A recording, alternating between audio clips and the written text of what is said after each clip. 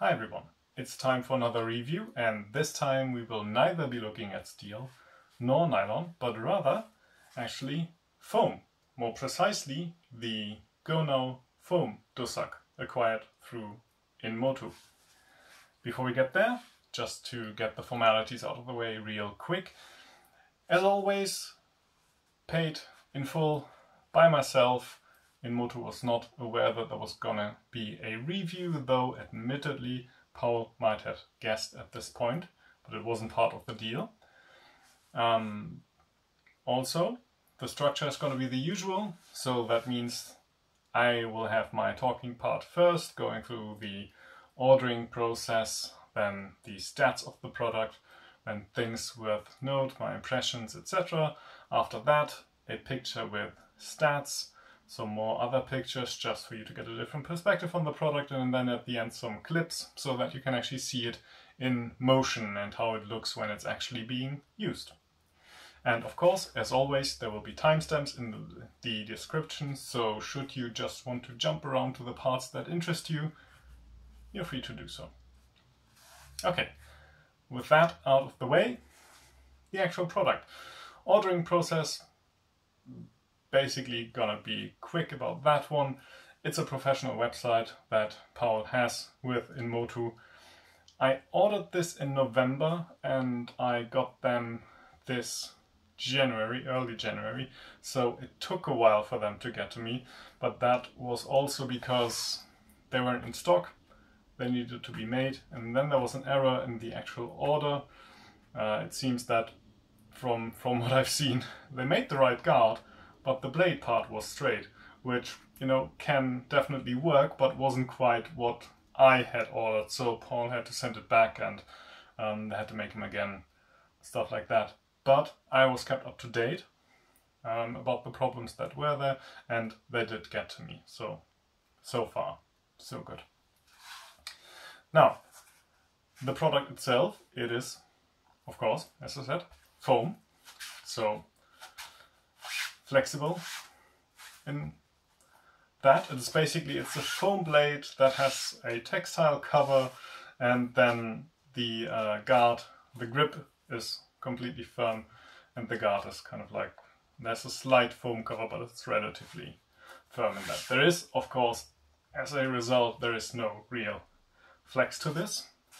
It weighs in at 740 grams, so this is not lightweight flimsy thing. It actually feels quite okay and proper in the hand. The POB is at 11 centimeters, I think.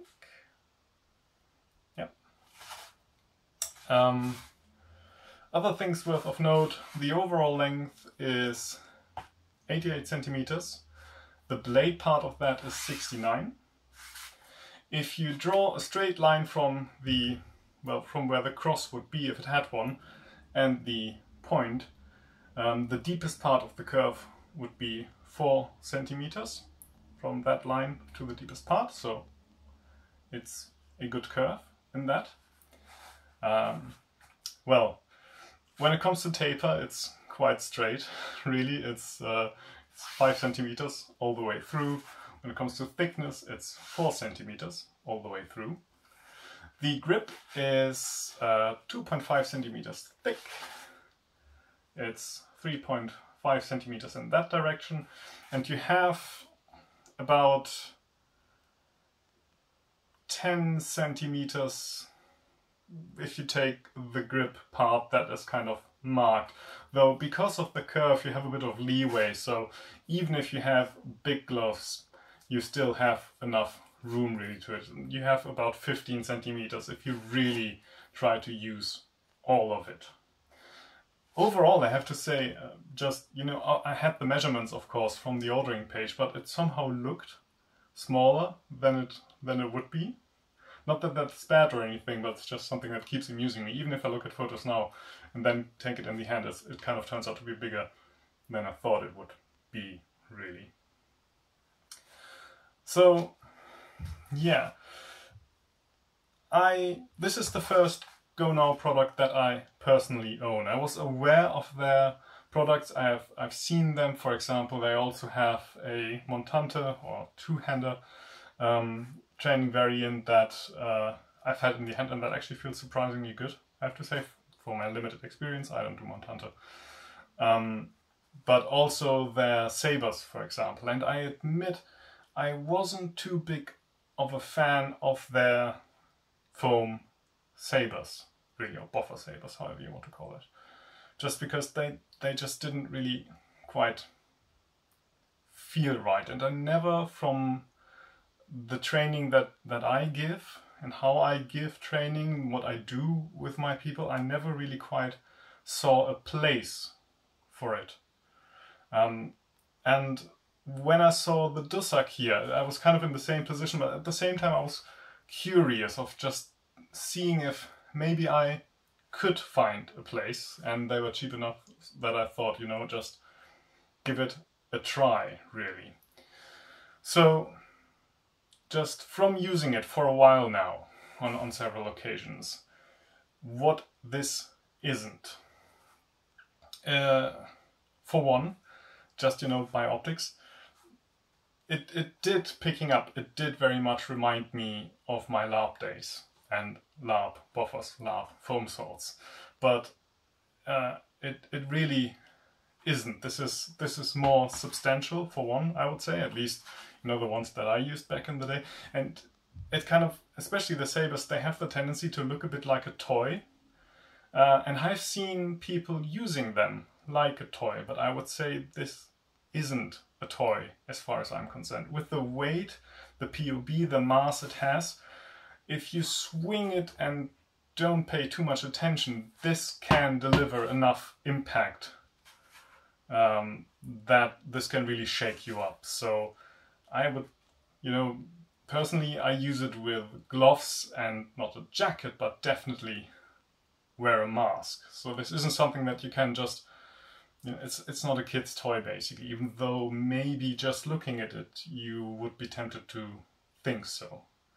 What it also isn't, even though I don't think anyone really thinks it might be, is it's not a substitute for steel or even nylon. It just behaves very differently because just of its nature. If you hit something hard with it, just there's lots of vibration that you get into your wrist, and it bounces and slides even more so than nylon. Now if you have something that is very cut focused like Dussack, then that isn't the worst. But if you have something where you need to get in contact with the blade and try and feel, like if you were to maybe want this to practice Le Küchner,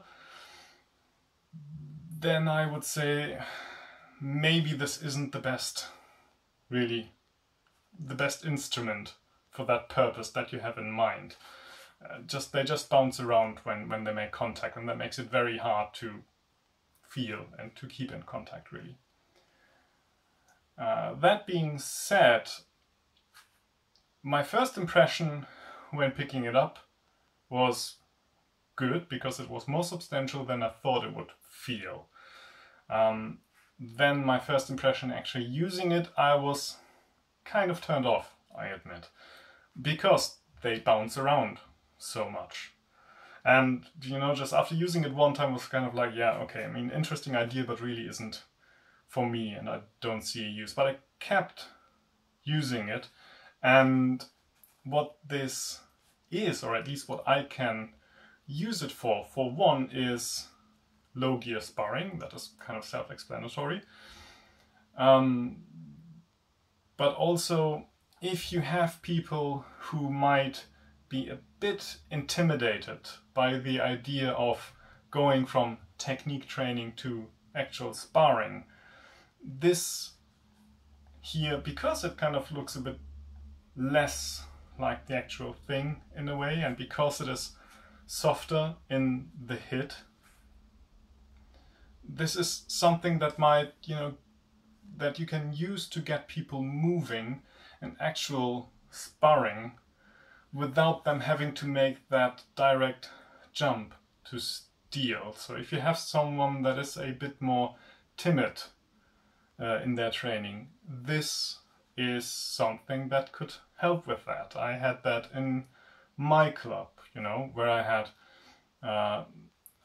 a person who's really very good in what they do. They know their stuff, definitely, but they are a bit timid in when it comes to, you know, doing sparring with a steel or nylon sword.